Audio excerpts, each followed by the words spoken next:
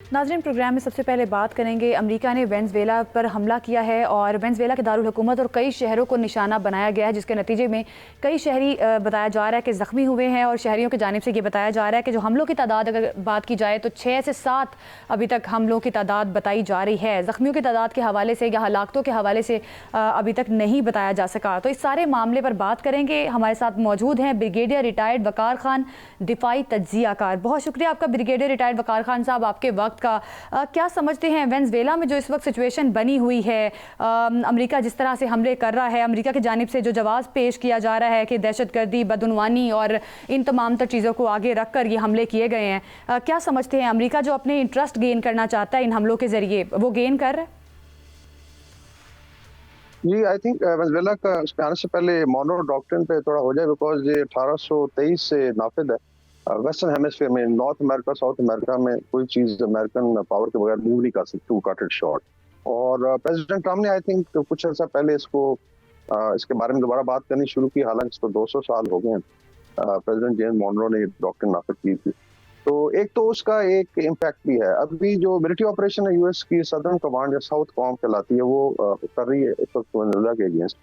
Venezuela का एक और आई थिंक बड़ा फैक्टर है कि ये लार्जेस्ट ऑयल रिजर्व इनके पास, सऊदी अरेबिया से ज्यादा तेल है, 300 अरब बैरल जो है उससे ज्यादा ऑयल है।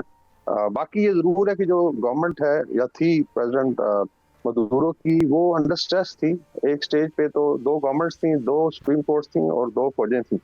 बाद में फिर उन्होंने स्टेबलाइज किया, बिकॉज जो दूसरे कंटेंडर है प्रेसिडेंट गाइडो, उनको सपोर्ट थी वेस्ट की और यूरोपियन यूनियन की। तो ये I think president Hugo Chavez के मरने के बाद फिर प्रेसिडेंट मदुरो आए। ये बेसिकली लेफ्टिस्ट भी हैं, इनको रशिया चाइना की बड़ी सपोर्ट रही है। और ये मैं कहूँगा कि इसमें एक एलिमेंट है, करप्शन का भी हो सकता है, मिसमैनेजमेंट है, क्योंकि इतने बड़े रिजर्व होने के बावजूद ये इतने हालात ठीक नहीं है आवाम के। बाकी Venezuela is a very very important country, north east of southern America को देखें, very close to West Indies वगैरह के लिहाज से यूएस मैरीटाइम ट्रैफिक को भी अफेक्ट करता है, पनामा कैनाल को भी। तो मेरे ख्याल में जो प्रेसिडेंट ट्रम्प ने अभी मोनो डॉक्ट्रिन के बारे में बात करनी शुरू की थी, उसके बाद फिर एक फॉलो अप हुआ, साउथ कॉम ने फिर जाके अटैक करने शुरू किए। इनकी जितनी भी लेट्स से कोई ऑयल के शिप्स होते थे या बोट्स होती थी, इस बहाने से कि प्रॉब्ली इसमें नारकोटिक्स की स्मगलिंग होती है। नारकोटिक्स डस स्मगल, मतलब इसमें शायद कोलंबिया से ज्यादा होती है, लेकिन वेनेज़ुएला जो है इसको भी फिर टारगेट किया गया। तो ये एक हाइब्रिड वॉर का आई थिंक एक क्लासिकल एग्जांपल है, जिसको लोग ज्यादा इंपॉर्टेंस देते हैं। अभी अगर आप ईरान को कंपेयर करें तो वहाँ भी कुछ इसी तरीके का माहौल बनाने की कोशिश की जा रही है कि विदाउट फायरिंग अ शॉट या थोड़ी बहुत मिलिट्री यूज करके मेजर चेंज लाई जाए। ब्रिगेडियर साहब, ईरान वाला मामला भी आपसे डिस्कस करेंगे। पहले जरा ये समझ लें वेनेज़ुएला वाला मामला कि प्रेसिडेंट ट्रम्प जो हैं खुद तो हर जगह पे अमन के दाई बनते हैं, मुज़ाकरात के जरिए से मामलात को हल करना चाहते हैं, लेकिन क्या उन्होंने ये ठेका ले रखा है कि जो उनके इर्द गिर्द के ममालिक हैं उन पे अमेरिका बहादुर का तसल्लुत हो और अमेरिका बहादुर जो चाहे वो हो, और असल में इस सारी आड़ में उनके तेल पे भी कब्जा हो जाए और अमेरिका बहादुर की मर्जी के बगैर वहाँ कुछ ना हो? जी सर, मैंने कहा कि बेसिकली ये मोनो डॉक्ट्रिन तो 200 साल से नाफिज है, 2 साल हो गए टू बी प्रिसाइज। बाकी ये जरूर है कि अगर आप देखें जहाँ पे बड़ी पावर कन्फ्रंट करती है, मसलन रशिया यूक्रेन वॉर में रशिया जब सामने है तो वहाँ पे थोड़ा हम देखा है कि अमेरिका ने पुल बैक किया। इसी तरीके से साउथ चाइना सी में शायद चाइना को लीवरेज मिल जाए, लेकिन आई थिंक वेस्टर्न हेमिस्फीयर में ये पुरानी डॉक्ट्रिन भी इसको रिवाइव किया जा रहा है। तो मेरे ख्याल में 2 चीजें हो सकती हैं। एक तो जो इंटरनेशनल स्टेज है अदर देन मिडल ईस्ट, उसमें से शायद यूएस थोड़ा सा विड्रॉल करेगा फ्रॉम जो world island, mainly basically Europe और एशिया को अगर देखें। लेकिन as far as America are concerned, Canada से अभी देखें ना, ग्रीनलैंड के ऊपर भी उन्होंने क्लेम किया कि शायद ग्रीनलैंड को अब्जॉर्ब कर लेंगे। आइसलैंड की बात हो रही है, इस तरह से पनामा कैनाल को रीटेक करने की बात है। तो western hemisphere, north America, south America, ये बड़ी पुरानी डॉक्ट्रिन रही है। हाँ, ये जरूर है कि कुछ जो प्रेसिडेंट से या रजीम की अमेरिका में उस पर बड़ा ऑफेंसिवली चलती रही हैं, कुछ जो है वो इसको मैनेज करती रही हैं।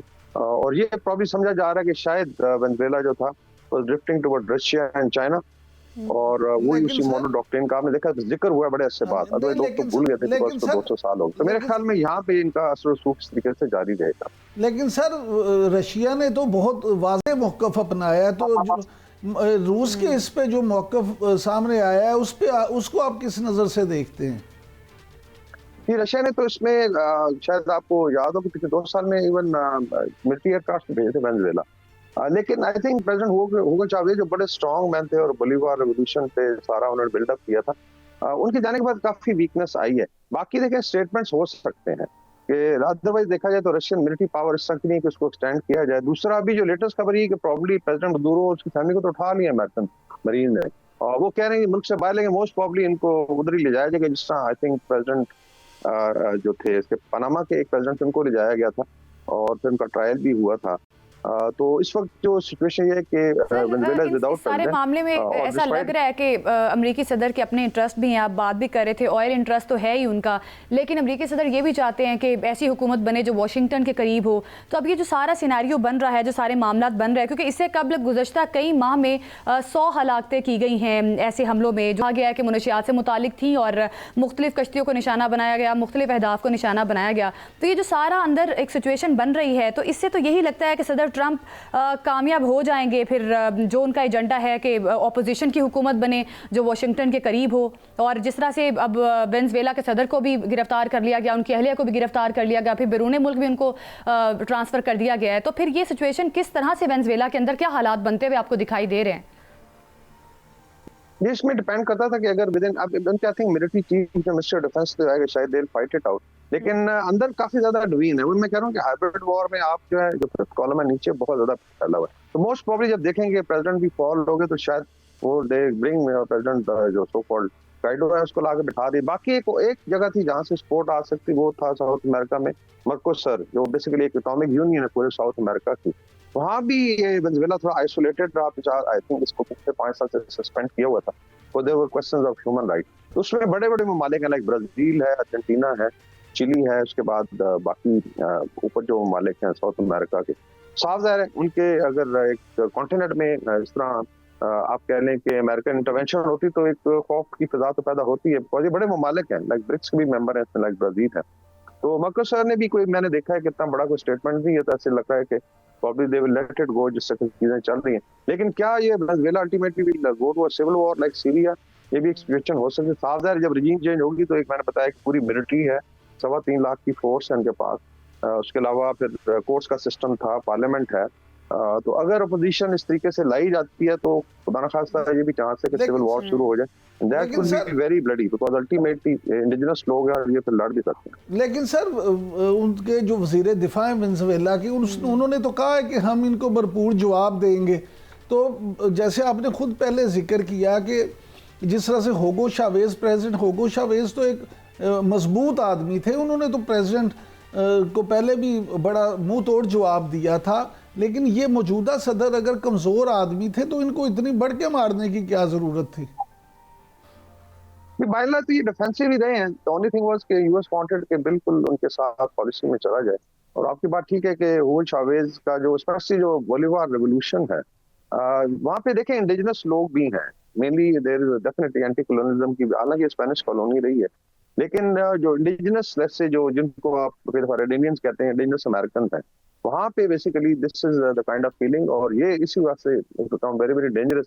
ये काफी सारी कम्युनिटीज हैं, इसमें वाइट्स भी हैं, इसमें स्पेनिश स्पीकिंग लोग हैं, इंडिजिनस भी हैं, तो चीजें किस तरफ जाती हैं। ये जो बोलीवार लेट्स से रेवोल्यूशन था, जिसका नाम भी I think Bolivia Republic of Venezuela कहलाता है, तो एक इनका एक फ्रीडम फाइटर था, उसके नाम पे रखा गया।